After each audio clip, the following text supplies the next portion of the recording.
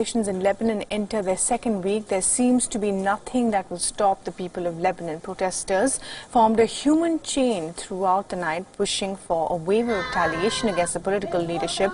Demonstrators joined hands from Tripoli to Tyre, 170 kilometers chain running through the main protest hub in Beirut. People from all sections flooded the streets of Lebanon, accusing the ruling elite of misusing state funds for personal gains. The famous Lebanese composer and singer Marcel Khalife, who marched along with the protesters as well. Schools and businesses have closed their doors while roads remain blocked across the country. Continuous efforts by the army to persuade protesters to unblock the roads have failed. Banks will remain closed as well. Remember, banks have been shut for 8 days now.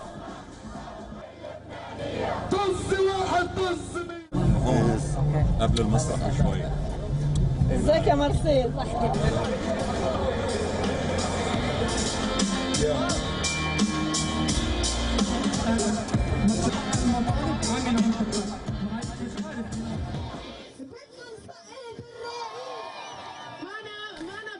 And well, the wave of demonstration is only spreading outside the country as well. Lebanese people living in France held rallies near the Eiffel Tower to voice their support.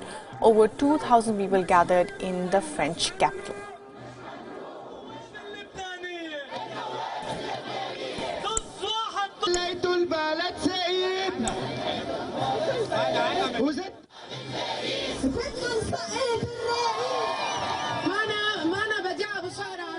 Nous, en tant que Libanais en France, nous sommes ici pour supporter nos camarades libanais qui sont au Liban en train de faire une révolution contre les politiciens qui, ça fait des années qu'ils sont sur leur trône, assis au Liban, à voler l'argent du peuple libanais et des citoyens libanais qui travaillent dur pour essayer de survivre dans un pays où toute la vie est beaucoup plus chère que ce qu'on gagne. The rising cost of living, alleged corruption by officials and high unemployment have plagued the people of Lebanon. All this amid an economic crisis. Protesters are demanding the resignation of all political leaders and an end to the sectarian system of governance. The government announced an emergency reform package this week, but it failed to diffuse the unrest. Now, Lebanese in Shia majority areas have been criticizing the Hezbollah for not doing enough to confront the government, but in reality there is little the Hezbollah can do against the government. The Hezbollah shares a crucial alliance with Prime Minister Saad Hariri's government, which is to ensure stability in the state. Remember, massive protests began on the 17th of October following the government's plans to impose a new tax on goods such as tobacco, petrol and WhatsApp calls. The government hurriedly reversed the tax proposals, but it was too late to stop the public anger. The size and geographic reach of these protests have only extended over time.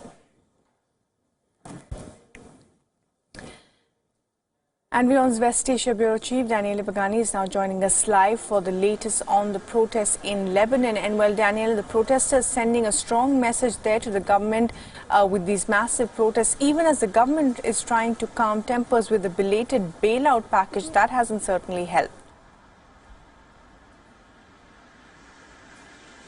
Definitely yes. Just to make a sense of how strong are their demands, the main chant that is being heard around the streets of Lebanon in Arabic means kullu yani kullu, which translated into English means everyone means everyone. They are not absolutely open to hear any of the political party who is trying to talk to them and to make promises. The protesters, the voice from the street, do not trust anymore the government of Lebanon. They do not trust Hezbollah. They do not trust the traditional Christian parties. They believe that the economic crisis in which they are currently, it's their fault. And it's partially true because despite the presence of very many institutional bodies to tackle corruption, which is widespread and present at any level, from paying the electricity bill to actually getting the permission to build a house. In Lebanon, despite the existence of many bodies in order to tackle corruption, there has been no effective measure in order to fight one of the country's worst problems. So